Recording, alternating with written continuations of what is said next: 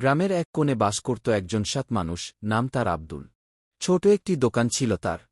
চলত কষ্টে, কিন্তু তবুও সে নামাজ কায়েম করত এবং হালাল উপার্জনে বিশ্বাসী ছিল। একদিন শহর ফেরত পুরনো বন্ধু রাশেদ এল। দামি গাড়ি, দামি পোশাক, সব দেখে আব্দুল মুগ্ধ। রাশেদ বলল, ভাই, আমি আজ বড়লোক শুধু সুদের ব্যবসায়। একটা ব্যাংক লোন নাও, সুদে কিছুই হয় না।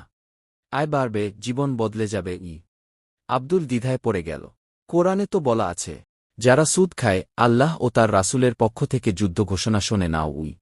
সূরা বাকারা 2:7-9। তবুও পরিবার আর চাহিদার চাপে সে সুদে লোন নেয়।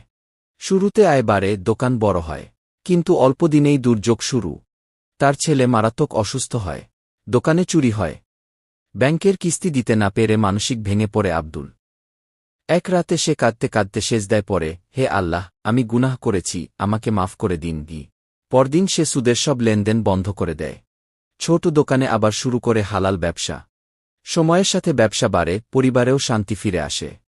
সে এখন সবাইকে বলে, সুদে সাময়িক লাভ থাকলেও শেষটা ভয়াবহ। হালাল পথে রিজিকেই বরকত। এই গল্প যদি আপনার ভালো লেগে থাকে, তাহলে ইসলামিক আরও শিক্ষণীয় গল্প পেতে লাইক দিন, কমেন্ট করুন, আর অবশ্যই চ্যানেলটি সাবস্ক্রাইব করতে ভুলবেন না। জাযাকাল্লাহ খাইরান।